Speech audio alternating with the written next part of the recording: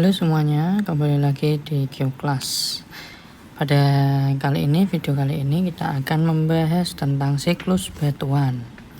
Apa itu siklus batuan? Dan ternyata batuan di bumi ini proses terbentuknya itu tidak langsung jadi, tapi melalui proses atau waktu yang panjang.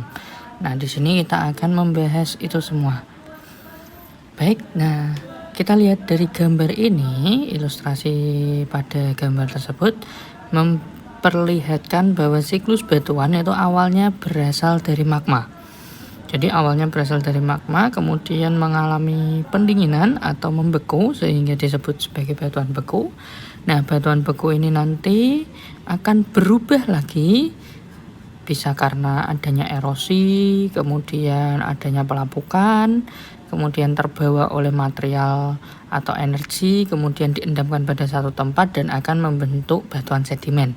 Atau batuan beku tersebut mengalami perubahan bentuk dan sifatnya akibat dari adanya perubahan suhu dan tekanan yang tinggi, sehingga akan membentuk yang namanya batuan metamorf. Nah, batuan yang kedua yaitu batuan sedimen tadi. Batuan sedimen terbentuk akibat proses pengendapan. Sementara yang ketiga yaitu batuan metamorf yang terjadi akibat proses perubahan suhu dan tekanan yang tinggi. Untuk lebih jelasnya kita akan bahas satu persatu. Nah, ini ada batuan beku, ada batuan sedimen, dan ada batuan metamorf. Yang pertama yaitu batuan beku. Jenis batuan beku yang pertama, seperti yang sudah saya jelaskan tadi di awal, bahwa batuan beku itu berasal dari magma yang kemudian mengalami pendinginan atau membeku. Nah, ini nanti dibagi menjadi 3. Ada batuan beku dalam yang pertama atau abisis, yaitu pembekuannya terjadi jauh di bawah permukaan bumi dan sangat lambat. Jadi ini biasanya dekat dengan dapur magma atau berada di tempat keluarnya magma. Jadi akibatnya terbentuklah hablur-hablur mineral besar-besar yang sempurna dan kompak. Jadi butirannya ini cukup besar sehingga membentuk tekstur yang kasar. Struktur mineral tersebut disebut dengan struktur plutonik atau granitis atau holokristalin. Contohnya adalah batu granit, perdotit, gabbro, diorit, sienit, dan lain sebagainya. Berikutnya adalah batuan beku gang atau korok atau hipoabisis. Pembekuannya terjadi di gang atau sela-sela pipa keluarnya magma. Atau ketika terjadi intrusi magma, batuan tersebut terbentuk di wilayah retakan-retakan batuan. Jadi ketika terjadi intrusi magma itu akan mendorong naik ke atas sehingga terbentuk retakan batuan, dan sela-sela retakan batuan tersebut akan terisi oleh magma dan mengalami pendinginan sehingga membeku dan membentuk batu. Nah, batu ini contohnya adalah batu granit porfirit, kemudian diorit porfirit, dan sienit porfirit. Bentuknya hampir sama dengan batuan beku dalam. Kemudian berikutnya yaitu jenis batuan beku yang ketiga yaitu batuan beku luar atau efusi. Pembentukannya terjadi di permukaan bumi atau di atas tanah.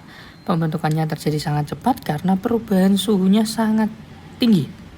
Yang tadinya di dalam dapur magma itu suhunya bisa mencapai 3000 derajat Celcius. Ketika keluar ke permukaan bumi itu suhunya menjadi suhu ruangan atau suhu bumi, yaitu sekitar 39 sampai dengan 38 derajat Celcius. Karena itu tidak sempat membentuk kristal atau hablur. Strukturnya disebut amorf atau tidak berbentuk. Jadi ini butirannya jauh lebih halus. Contohnya adalah batu apung, basalt, andesit, dan obsidian, seperti gambar yang ada di bawahnya. Yang berikutnya adalah batuan sedimen. Nah, batuan sedimen ini nanti dibedakan menjadi ada 3, yaitu plastik, sedimen kimiawi, dan organik. Nah, Sedimen ini seperti yang sudah saya jelaskan di awal tadi adalah proses pengendapan atau sedimentasi. Jadi material batuan dari batuan beku tadi kemudian diendapkan di suatu tempat, kemudian nanti akan menggumpal membentuk batuan yang baru, sehingga ini disebut dengan sedimen. Yang pertama yaitu sedimen plastik, terbentuk dari hancuran batuan beku secara mekanik atau sifat kimiawinya masih tetap yang mengendap dan membatu. Contohnya seperti konglomerat, breksi, batu pasir. Kemudian yang kedua adalah batuan sedimen kimiawi, terjadi karena pengendapan hasil pelarutan batuan secara kimia. Contohnya adalah kapur, dolomit, dan limestone. Biasanya ini dipengaruhi oleh adanya aliran air. Kemudian yang ketiga adalah batuan sedimen organik. Prosesnya terjadi dipengaruhi oleh unsur-unsur organik seperti tanaman, yaitu contohnya seperti batu bara, batu gamping, batu karang, yang mana ini dipengaruhi oleh adanya tanaman atau berasal dari tanaman juga bisa. Kemudian jenis batuan sedimen berdasarkan tenaga yang mengangkut. Batuan sedimen ini nanti dibagi menjadi 3, yaitu akuatis, diendapkan oleh air, contohnya seperti pasir atau batu tanah liat. Kemudian yang kedua, sedimen aeolis atau aeris, diendapkan oleh angin, contohnya seperti tanah los dan tanah pasir.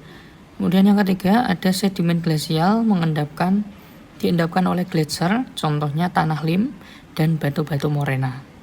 Sedangkan berdasarkan tempatnya, batu sedimen dibagi menjadi 5, yaitu sedimen terrestris atau yang diendapkan di darat, sedimen marine atau yang diendapkan di laut, sedimen fluvial yang diendapkan di sungai, sedimen limnis yang diendapkan di danau atau rawa, dan sedimen glasial yang diendapkan di wilayah glasial atau es.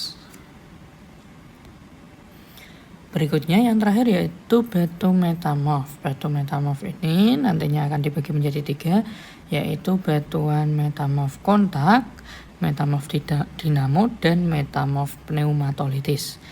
Yang membedakan adalah kalau untuk metamorf kontak ini terjadi karena pengaruh suhu yang tinggi, perubahan suhu yang tinggi. Contohnya seperti marmer, yaitu yang berasal dari batu gamping dan batu kapur.